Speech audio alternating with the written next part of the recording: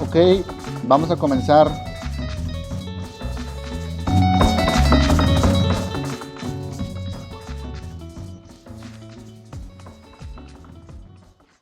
Buenas tardes, alumnas y alumnos, ¿cómo están? Espero que estén muy bien.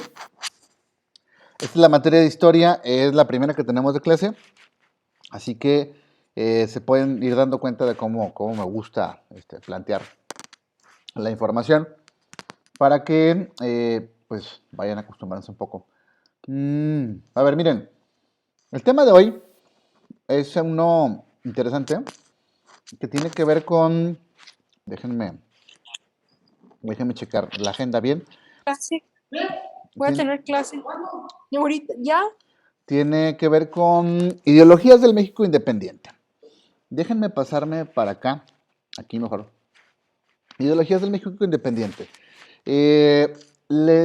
Bueno, no sé si ustedes se han preguntado o si lo vieron en la clase de historia de México 1.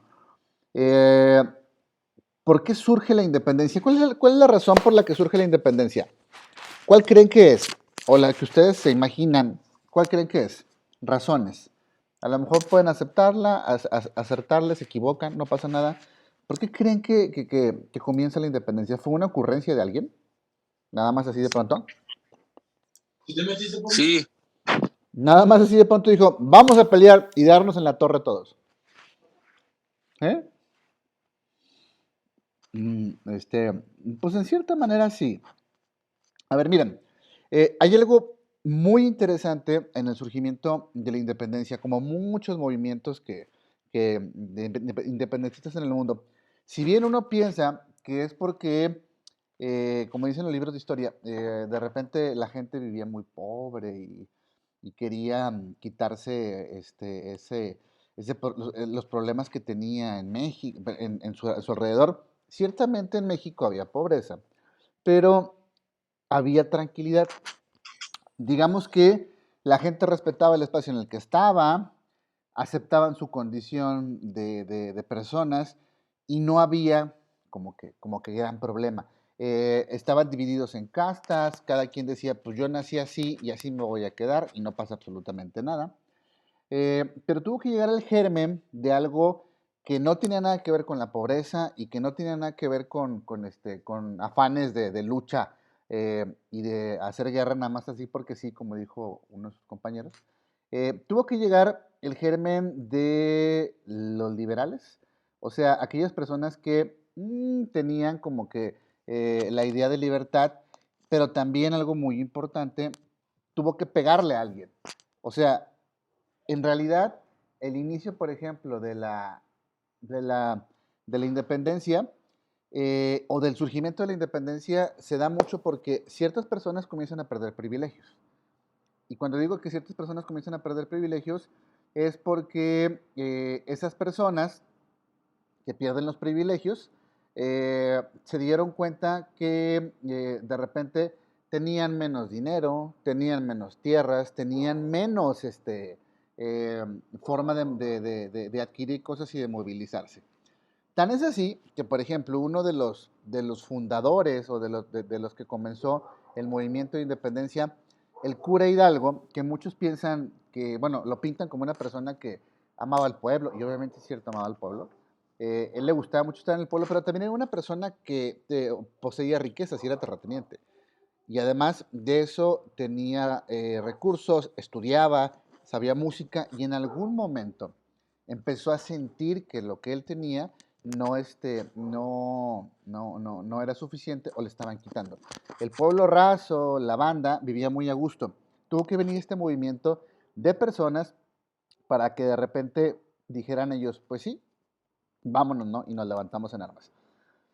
Hay que ver un, un periodo, que es el que quiero que identifiquemos, porque en ese periodo se dieron un montón de cosas.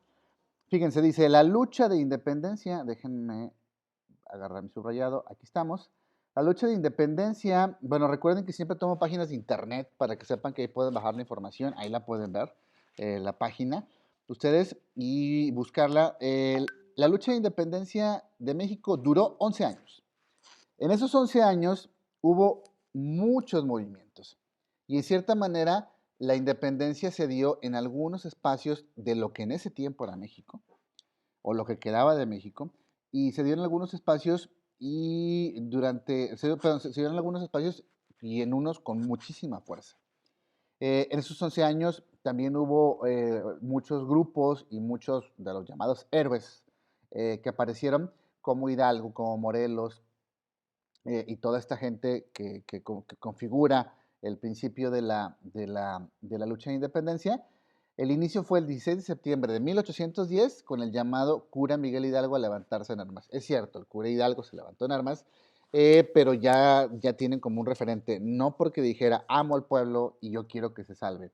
También le había pegado a él bastante lo que estaba sucediendo en ese momento. Y además, lo más curioso del asunto es que el cura Hidalgo no buscaba eh, zafarse de la corona española. El cura Hidalgo quería estar cerca de la corona española porque muchos sabían que representaba organización y representaba seguridad y además, como vamos a decirlo, por costumbre. Era muy difícil decir, ¿sabes qué? No, que se vaya la corona. Lo que querían era un nuevo orden. Y termina el 27 de septiembre de 1821. Esa fecha prácticamente nadie se acuerda de ella porque el 16 de septiembre tenemos asueto, pero el 27 no. Cuando el ejército trigarante, bajo el mando de Iturbide, entró en la Ciudad de México. Este episodio es considerado como la consumación de la independencia. A ver, entre estos 11 años sucedieron muchos movimientos, como les dije. Y hubo demasiadas ideas circulando entre todas las personas que estaban queriendo tomar la batuta de yo soy el que dirijo la lucha de independencia, yo soy el que tiene el mando, yo soy el que va a decir qué hacer, pero al final, este personaje, Agustín de Iturbide, este personaje, fue el que creó toda la visión de nación que tenemos. ¿Por qué? Porque él fue el que se dedicó ¿cómo decirlo?, a meter en papel lo que caracterizaría después a México, ¿no? Que tiene cierto territorio, tiene tal ejército, digo, obviamente las leyes comenzaron con él hasta que vino la Constitución, la primera Constitución, pero es algo muy característico este periodo. A ver, fíjense. Entonces pasemos a otra cosa. El siguiente tema, en realidad el tema que vamos a ver, es el de... No, déjenme poner aquí. ¿Dónde está? ¿Dónde está? Lo estoy buscando. Denme un segundo. Ideologías que formaron a México como Estado-Nación. A ver, ¿qué es esto? Ideologías que formaron a México como Estado-Nación. La primera pregunta. Después de que hubo una guerra que empezó a dividir a los mexicanos y sobre todo, en ese tiempo los que estaban viviendo en México, en el territorio nacional y sobre todo comenzó a darle oportunidad a muchos grupos para que empezaran a pertenecer a una sociedad que era nueva, aunque ya estaba establecida y era la Nueva España. Estos grupos tenían ideas, pensaban de manera muy particular. Por ejemplo, casi todos pensaban que los indígenas no tenían que estar participando en las actividades políticas. Eran así como relegados, ¿no? Y ellos mismos se relegaban, obviamente, por todo este periodo de desaparición que hubo desde la conquista hasta la colonización, cuando llegaron aquí a México, y la desaparición de ellos, obviamente, de muchos grupos, pero no era bien visto. Entonces, ¿quién iba a asumir el poder? ¿Quiénes eran las personas que iban a decir, ok, yo pienso de determinada manera y lo que yo pienso es lo que vale? En ese estira y afloja hubo, como dice aquí, ideologías que formaron a México como nación. ¿Cuáles son? Aquí vienen planteadas tres. Son el liberalismo, el conservadurismo y el radicalismo revolucionario. Todas estas se confrontaron una vez lograda la independencia del país del Imperio Español en 1821. O sea, existían tres modos de ver lo que habría que hacerse en el futuro. Por ejemplo, existía la parte liberal, que si le llamamos liberal era una parte radicalmente opuesta a la conservadora. Y la conservadora era una visión muy pragmática, muy cerrada, pero vamos a seguir viendo, dice. Bueno, y el radicalismo revolucionario. A partir de entonces se inicia en México la lucha entre liberales y conservadores para el establecimiento de un nuevo Estado para sustituir las viejas estructuras coloniales. Este tema de las viejas estructuras coloniales tardó muchísimo, muchísimo en desaparecer. Y cuando hablamos de estructuras coloniales, no solo estamos hablando de toda una construcción económica. Por ejemplo, se pensaba que se tenía que pagar impuestos de determinada manera, sino también la manera en la que se tenían que relacionar las personas. Por ejemplo, el sistema de castas que existía en el país era un sistema muy cerrado. Y si digo cerrado, bueno, muy cerrado, pero también con la amplitud para aceptar nuevas formas. Pero si eras una persona que nacía negra o que nacía indígena, solo te ibas a quedar ahí. Y esa herencia todavía aún se conserva, pero se comenzó a discutir en ese momento. A ver, ¿qué es el conservadurismo? Dice, definir las ideologías conservadoras y liberales en México es difícil debido a sus peculiares características y al proceso histórico de formación. Eso es muy cierto. O sea, lo que se está intentando decir esto es que si bien el liberalismo y el conservadurismo tienen un concepto propio, son antagónicos y el liberalismo lo que quiere es que haya apertura, libertad, y el conservadurismo es más reservado y generalmente apoya causas republicanas, bueno, y obviamente conservadoras. Entonces, en México tuvo tintes de separación entre dos grupos nada más. Es como ahorita sucede, eres de un grupo o eres de otro, independientemente de si son correctas sus formas de visión o si piensan de manera coherente según lo que creen. Pertenece a un lado o pertenece a otro. Dice, los conservadores se oponían, aquí estamos, a los cambios y defendían el orden existente antes de la independencia. O sea, eran grupos que apoyaban en cierta manera el racismo, la xenofobia, no las mezclas entre personas, que cada quien quedara en el espacio en el que estaba destinado o destinada para, para vivir y no era muy fácil para ellos aceptar diferentes cambios, ¿no? Por ejemplo, en el Nuevo México o en el México que estaba surgiendo en este momento, alguien me escribió, profe, la clase no era para el B. No, la clase era para el D. Ahí estaba planteado, ¿no? Bueno, si me equivoqué en el nombre, no, era para el D. Si no me equivoco es para el D. A ver, déjenme checar, porque ahorita estoy viendo el chat. Permítanme. No, la clase era para el D. Ahí estoy viendo ahorita la,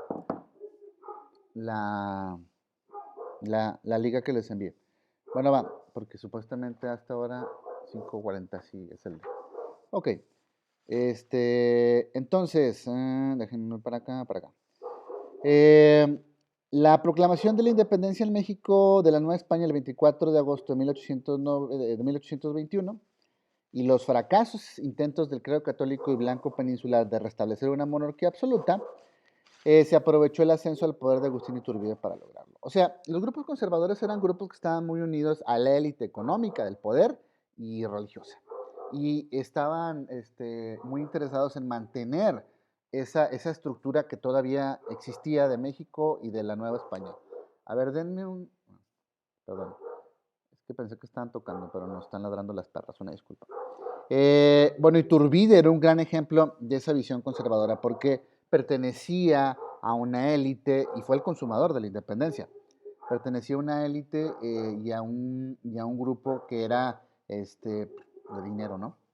A ver, sigamos. Los liberales, dicen, el liberalismo defendía en teoría la transformación del país, las libertades individuales y la secularización del Estado. Este es un punto muy particular. Secularización del Estado. ¿Qué es secularización del Estado? O sea, que no tenía que estar unida la iglesia al Estado. Esto se logra, hasta las leyes de reforma, cuando entra Benito Juárez, o sea, fue un proceso muy largo, porque había una unión muy estrecha entre la visión católica, que además era ultra conservadora, y el grupo conservador. Y los liberales decían, no, es que el Estado mexicano tiene que ser eh, tiene que ser laico. A ver, permítanme. ¡Cocoa! ¡Cállate! ¡Cocoa!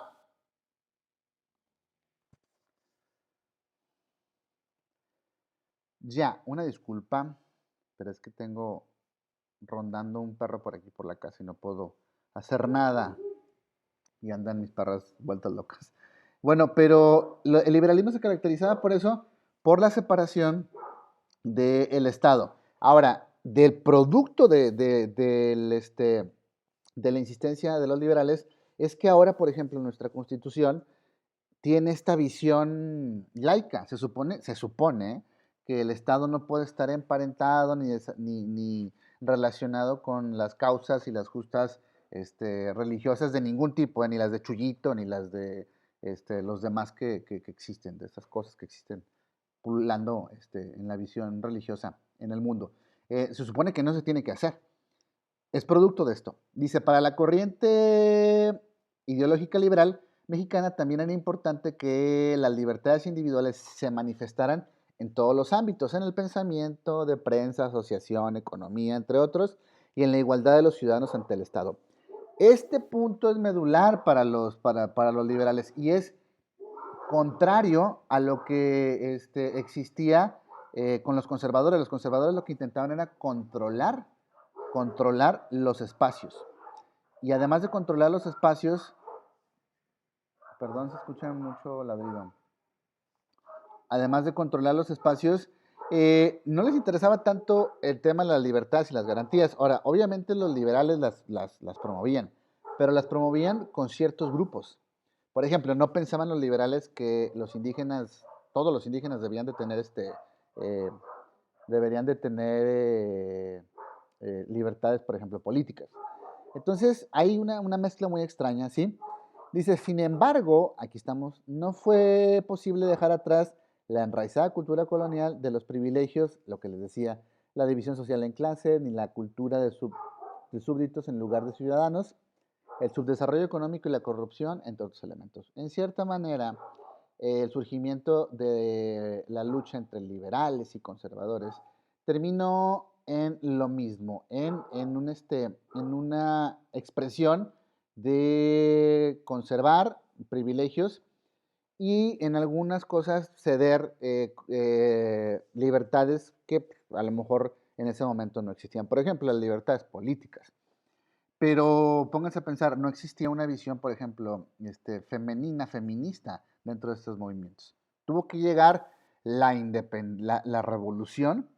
¿Para qué? Para que en la revolución comenzaran a surgir visiones un poco más incluyentes, pero todavía duraron un montón de tiempo.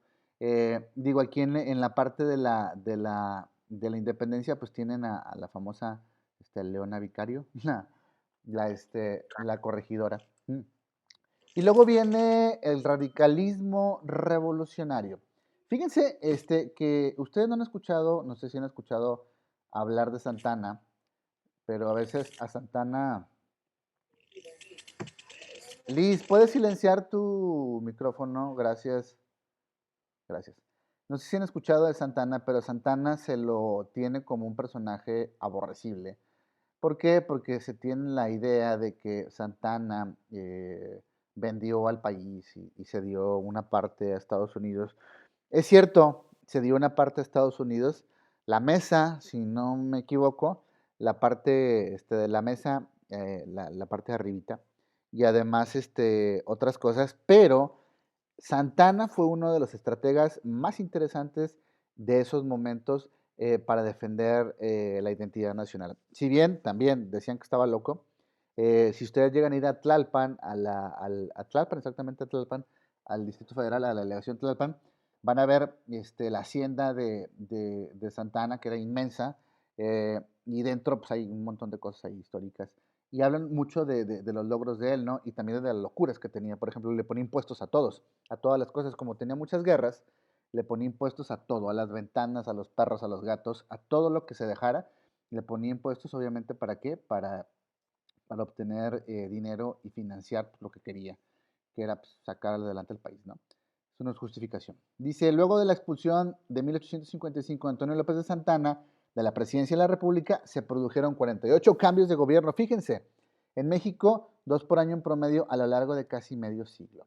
Toda esta visión de radicalismo revolucionario desemboca en algunos personajes, por ejemplo, como Benito Juárez y Porfirio Díaz, que también representaron otro intento de retomar lo que había comenzado en la independencia, lo que se había querido construir como nación en la independencia. Y es hasta que llega Benito Juárez y Porfirio Díaz, que lo retoman y luego se vuelcan en contra de Porfirio Díaz y comienza la revolución. Pero nos estamos dando un saltote impresionante. Lo único de lo que vamos a ver ahorita son de estas dos visiones que caracterizan a la ideología de inicios del fin de la independencia de México. ¿Y cuáles son esas dos visiones? Liberales y conservadores. Los personajes dentro de estos grupos, pues serán los que ustedes van a tener que buscar un poco más para poner dentro de sus tareas en lo que investiguen, ¿sí? Sí, sería interesante que hablaran de alguno que otro personaje. Si se ponen a pensar ahorita, los liberales y los conservadores siguen presentes, por ejemplo, en el panorama mexicano. Por ejemplo, tienen a una visión muy conservadora como el PAN, pero también tienen una aparente visión radical y de izquierda o liberal como Morena, el PRD, que no es tan cierto todo eso, pero lo que voy a decir es que sigue esta división. Siempre sigue esta división, o sea, entre los que se identifican como los defensores de ideales que están relacionados con el conservadurismo y aquellos que están identificados con el liberalismo. Por ejemplo, en años recientes, esta bronca que hubo desde que entró Donald Trump y todo el movimiento de Black Lives Matter y de la liberación de las comunidades afroafricanas, perdón, y negras en Estados Unidos y en confrontación con los rednecks y toda esta banda que está a favor de las visiones conservadoras que culminan con la toma del Capitolio. No sé si llegaron a ver esas imágenes que tomaron el Capitolio, la gente, los rednecks, y hicieron un desmadre en el Capitolio. Perdón por la palabra, pero son un ejemplo de que todavía existen estas visiones que dividen y que identifican a grupos. Y esos grupos tienen una historia, tienen un peso, participan de la economía y además movilizan gente y movilizan armas y movilizan intereses políticos y económicos. Bueno, hasta aquí sería lo que estaríamos viendo, alumnas y alumnos, de la visión conservadora, y de la visión liberal. A ver, en este momento sería el adecuado para que alguna o alguno de ustedes opine algo de lo que dije, de lo que pudo haber investigado, de lo que sabe sobre estos movimientos liberales y conservadores. ¿Creen que todavía existe eso en México o no? Es pregunta. Aquí es donde aparecen y se ganan puntos extras. Solo por participar. ¿Creen que existe esta división todavía liberal y conservadora en México o no? No, no. Me encanta su ánimo. Deberíamos de llevarlos a un panel de enfermos en un hospital para que animen a toda la gente. A ver, ¿alguien quiere participar? ¿Alguien cree que existe todavía esta división entre liberales y conservadores? ¿Ya habían escuchado esta parte de la historia mexicana? ¿Nadie? Mm. Bueno, ok, se pierden los puntos alumnos y alumnos. La idea es que participen, aunque se equivoquen, no pasa absolutamente nada. Bueno, ¿alguien tiene alguna duda sobre la entrega o sobre lo que tienen que hacer? A lo mejor con eso sí pueden participar. ¿O todo les quedó claro? ¿Hay problemas con eso? ¿No? Sí. A ver, ¿cuál es la duda? No, o sea que sí, todo está bien. Ah, bueno, gracias por participar. Gracias. Bueno, gracias por participar. Te animaste a hablar. Yo sé que es difícil que se animen a hablar porque piensan que se van a equivocar. Si les pregunto algo para que participen, traten de hacerlo, por favor. No es que quiera que evidenciarlos. Simplemente la pregunta era si ustedes creen que existe todavía esta visión liberal y conservadora en México. ¿Creen que la hay o no la hay? Denme un rayo de esperanza a ver si participan. ¿Creen que no? ¿Cómo, profe? Es que no escuché. A ver, ¿ustedes creen que esta visión liberal y conservadora que comienza a finales de la era de la independencia se conserva todavía en México? ¿Ustedes creen que existen estas visiones liberales y conservadoras o no? Sí, no, profe, yo A ver, digo que sí. sí, pero ¿por Yo qué? también digo que sí. A ver, ¿por qué? Porque me gustaría saberlo. ¿Por qué? Digo, está padre decir que sí, pero ¿por qué? Por algo dijeron que sí. Saquen un ejemplo, yo qué sé. Yo siento que porque tenemos un poco más de libertades que antes, ¿no? Pero dónde ves lo conservador? ¿Dónde lo ves? Les pregunto a ustedes. A ver, por ejemplo, miren, hay un tema que polariza mucho a las personas y, por ejemplo, el tema del aborto, ¿no? El tema del aborto es un claro ejemplo de que existen posiciones liberales y conservadoras al mismo tiempo. Por ejemplo, aquellos que apoyan que se realice, ¿por qué? Porque consideran que es un derecho y una libertad, y aquellos que no. Es un claro ejemplo de la visión liberal y conservadora. Aquellos que dicen que hay que poner más impuestos y aquellos que dicen que no. Los que dicen que no son liberales y los que dicen que sí son conservadores. O sea, todavía este germen está muy presente en nuestra vida diaria y sobre todo en nuestra vida social. Y eso impacta en nuestra vida personal y nuestra vida íntima. ¿Por qué razón? Porque es ahí donde nosotros ejercemos una opinión en base muchas veces a la pertenencia a una idea o a un grupo. De ahí viene, por ejemplo, las famosas culturas urbanas, los white chickens, todo este universo de personas que define muy bien a grupos y que se les puede caracterizar como liberales y como conservadores. Aquellos que quieren mantener privilegios y aquellos que luchan por tener privilegios. Pero bueno, sería todo. Sí les pido de favor que traten de participar, la verdad. No les pasa nada si participan. Ahorita las dos personas que participaron, no sé quiénes fueron, escríbanme en privado para ponerlas, apuntarlas y que tengan ahí un puntillo extra. Les agradezco que se hayan conectado, en serio. ¿Por qué? Porque sé que es difícil muchas veces. Si tienen algún problema, alguna duda respecto a la tarea, no duden en preguntarla a horas prudentes, por favor. No pregunten en la madrugada, por favor. Además, como que no es de orden, ¿no? Como que no va por ahí escribirle a un profesor en la madrugada. A veces me escriben en la madrugada. Yo siempre cuando hacen eso les digo, díganle a sus papás que le escribieron a su docente en la madrugada a ver qué les dice. Pero saben que les puedo responder a horas prudentes, por favor.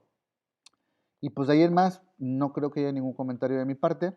Espero que les haya gustado esta clase. Lo que hemos estado viendo, quiero que lo tratemos como algo más suave y más ligero, no tan poposo como creen que es la historia. La historia también tiene sus detalles chuscos. Y es lo que vamos a comenzar a ver. Pero bueno, si no hay más por decir, muchísimas gracias, alumnas y alumnos. Espero que se conecten a la próxima. Nos vemos. Bye. Nos vemos, profe. Bye.